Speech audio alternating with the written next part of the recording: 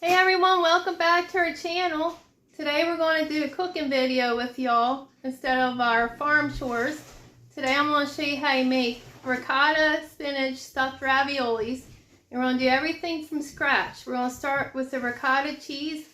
So let's jump right into that. So we started off with a gallon of milk. We're bringing it to a rapid boil. Make sure you have a heavy bottom pan because you don't want it burning. You gotta keep a close eye on this because it will boil up high and it'll run over, so you don't want to walk away from this. But I would recommend whole milk because I think you get a higher yield of cheese when you use whole milk. Okay guys, I'm gonna go ahead and I'm gonna add my vinegar. Because I already had this at a rapid boil and I redo it so I could show you how you do this. So add that, stir it in real good.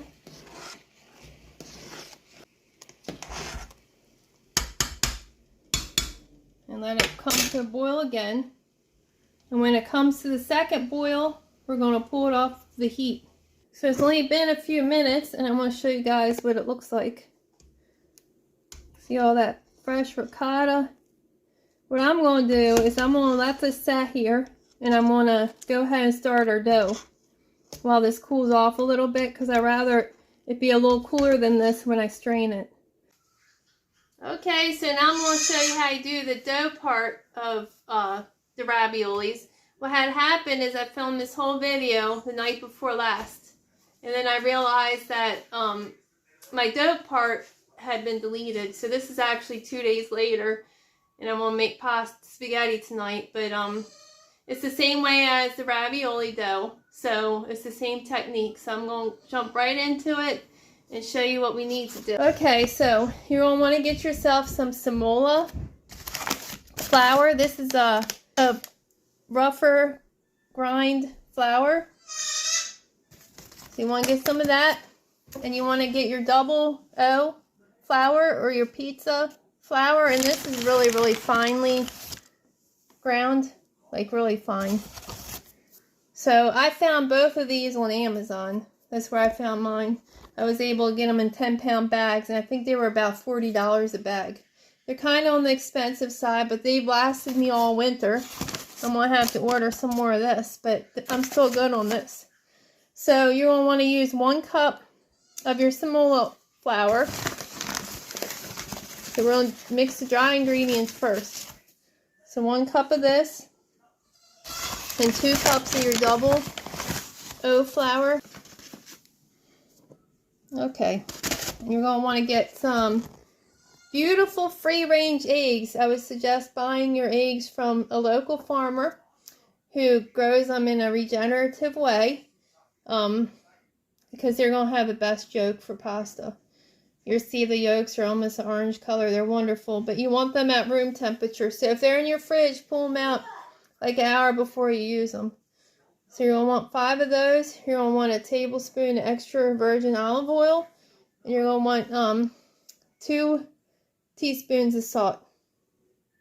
I'm going to go ahead and add the salt. And I'm going to mix these dry ingredients really well. I use Redmond salt. You can use your table salt. You can use your Himalayan rock salt. You can use your sea salt. It doesn't matter. Okay, you want to mix that up real good. And the reason why I use a bowl is because I feel like I can control it a little better than it being on the countertop. So either way, once you mix the flours and the salt in really well, you want to make a little pit in the middle, like that. Different opinions on what kind of eggs you should use. A lot of people just use yolks. I use the whole egg. A lot of people use the whole egg, and we're going to do 5. You can do between 4 and 5 eggs. We're doing 5.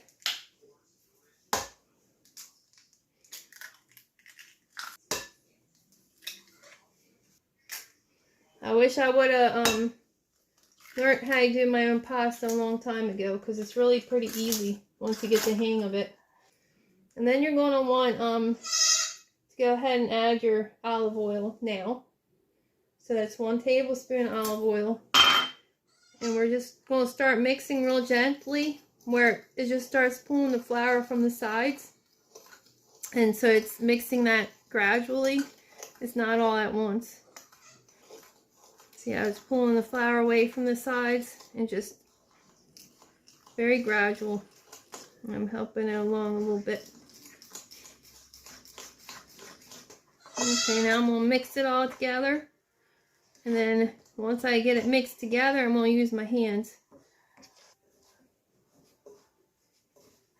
I'm just folding it into itself. Alright guys, I think that's pretty good. I'm going to go ahead and flour the countertop. And I'm going to dump it on the countertop and we're going to knead it. I'm just going to take the sides and I'm going to push it in to the middle. I'm going to work this between 5 and 10 minutes.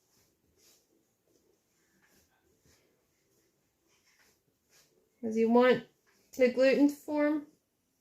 Because you want nice and elasticy for the pasta. Otherwise it's going to be mushy and you don't want mushy pasta. So you want to work this pretty good. I don't know if you really can over knead it. You probably can. But usually it's like 10 minutes. I'll knead it for about 10 minutes. Use your palm. Put some weight on it. That helps.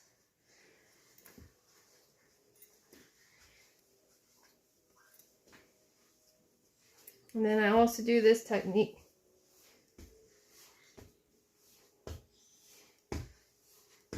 And kind of roll it into itself.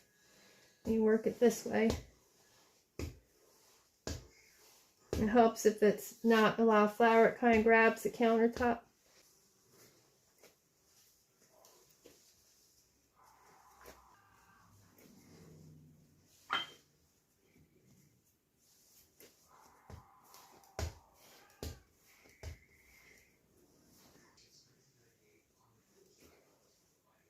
It's going to get a little more and more tough to knead. That's how you know you're getting close. You can add more flour if necessary. And you'll be able to tell if your dough is too wet or too dry. It's really, really hard to knead if it's too dry. You can always add a little more oil or a little bit more egg.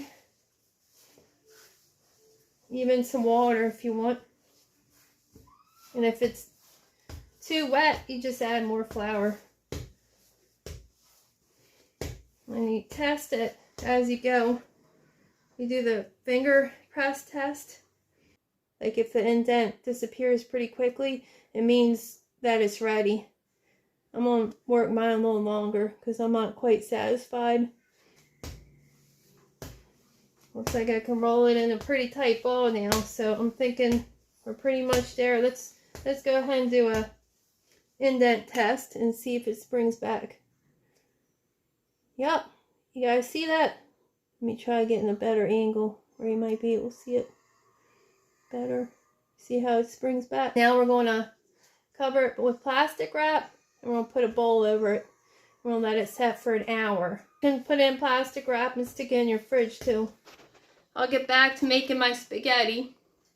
And I hope you guys enjoy the rest of this video and I hope it's informative for you.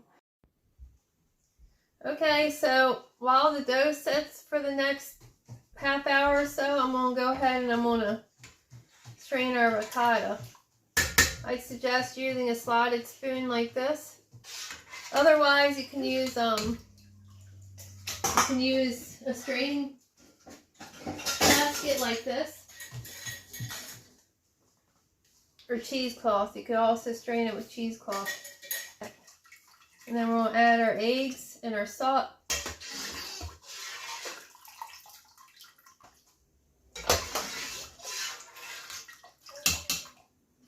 So I'm going to add my teaspoon of salt.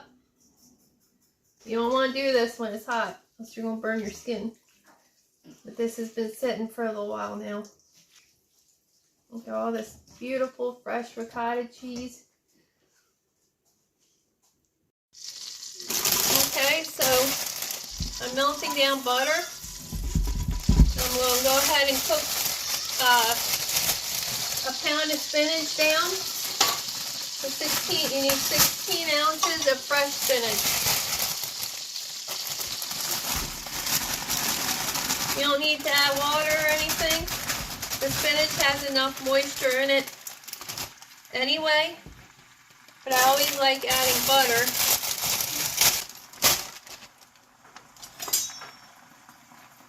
It'll only take a minute to cook this down. Okay, so this is about ready, if you can see through the steam. Okay, now we're going to mix our other ingredients into our ravioli filling. So we have our Parmesan cheese. The recipe calls for 2 pounds. That might be a little more than 2 pounds, which is fine by me. We're going to do 2 eggs, 2 whole eggs. Add 2 teaspoons of salt. We'll mix that in real good. And you can add mozzarella to this if you like. I'm going to be adding Parmesan. But you could do a mixture of cheeses. Whatever you like. You could even do like cheddar if you wanted. Or provolone. It's all personal preference. But we're going to do just our ricotta. And we're going to do Parmesan cheese. I have the freshly grated Parmesan. I'm just adding it. Whole container, a 5-ounce container. And we're also going to add 2 teaspoons of nutmeg.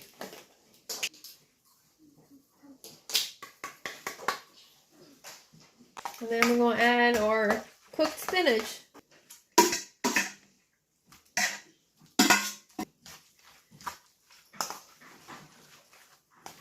And then we're going to stick this in the refrigerator.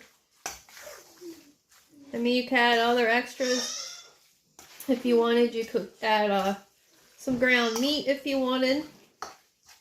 But I really like just the ricotta, Parmesan, and spinach. I think it makes a really nice ravioli filling.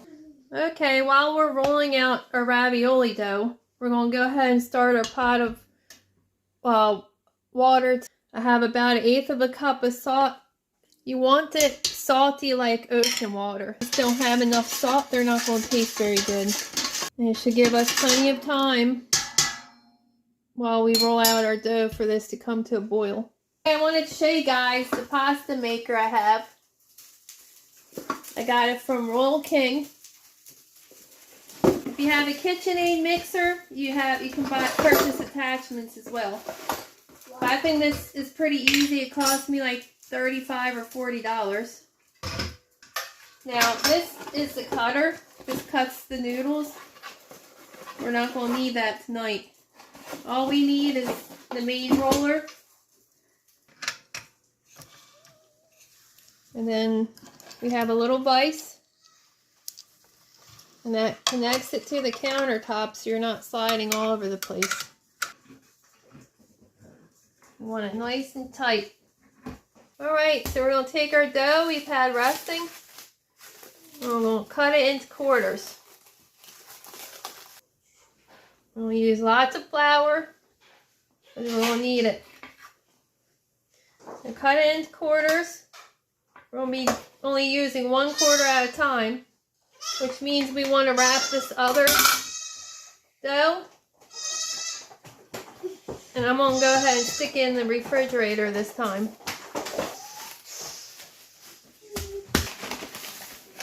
Put lots of flour on your work surface. We're going to coat our pasta dough in the semola flour. And we're going to set our pasta maker to 1. We'll run it through.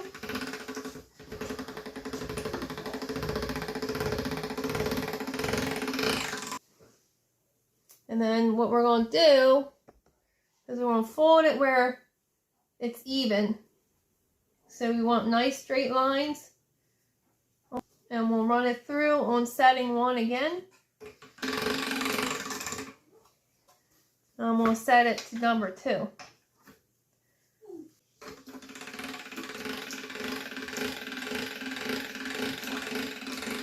Okay, I'm gonna set it 3 now. And you just want to keep doing this until you go through till number 8, 7 or 8. See how you like the dough. If you like it a little thinner, you can go ahead and do it till setting 8. If 7's thin enough for you, you can just do it at 7. If it gets too hard to manage, you can cut your dough in half. I'll go ahead and take my bench knife. I'm just going to cut it in half this way so it's not as long. See how thin that's getting? Alright, now we're going to move on to 7. I might just do it at 7. Let's see what this looks like.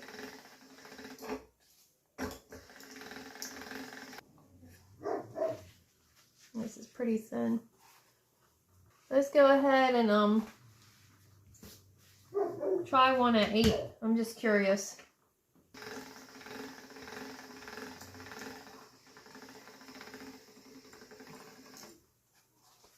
Yeah, it's really thin. I guess the thinner you go, the more raviolis you get out of it. We're going to do this set at 8. And I want to see when we cook it what the difference is, and which I like better. And that's how I'll decide in the future what I do. There we have it. You know, sometimes it comes out wetter than this, but this is perfect.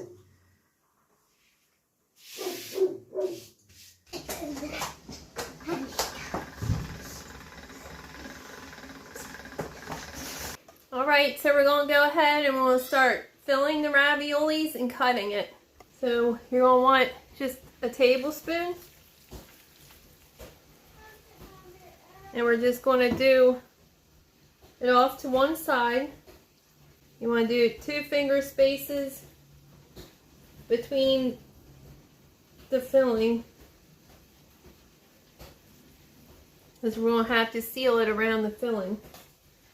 And my raviolis aren't going to be perfect. I have not perfected my cutting technique yet, but I'm sure they're going to be delicious. Okay? Now we're going to take the dough and we're going to fold it over. I'm going to press in between.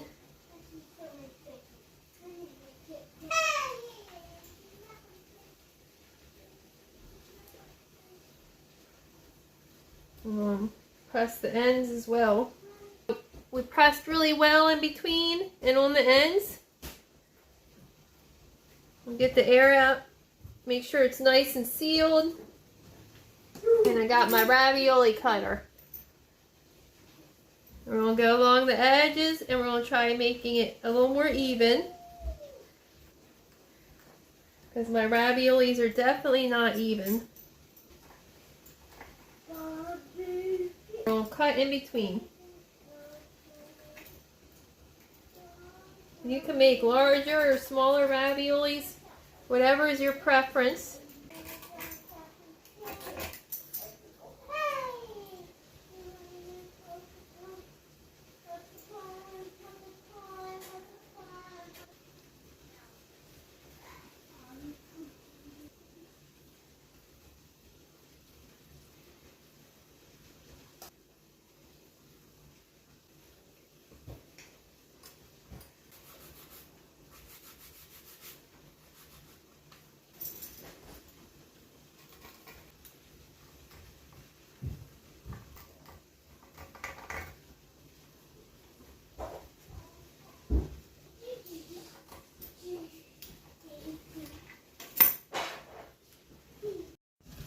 Alright, we're going to go ahead and put them in and let them cook for about 3 to 5 minutes.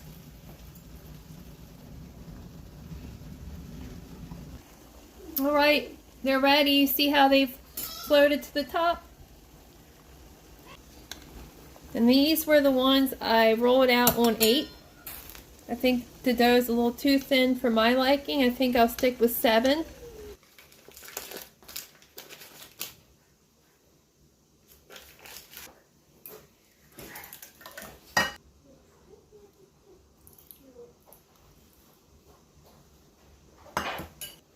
So I hope you guys enjoyed this video. I hope it was educational and beneficial for you. And I also want to let you know, if you want to come to the farm and learn this in person, I am offering workshops this season. So we're offering a pasta and ravioli class on April 6th. If any of you would like to come and learn this in person. If you follow me at my website, faithfulfriendsfarm.com, or if you follow us on Facebook, I'll post updates there. So I'll have a list of all the workshops, the times and the dates if you're interested. But thank you all for watching, and God bless. Thank you for all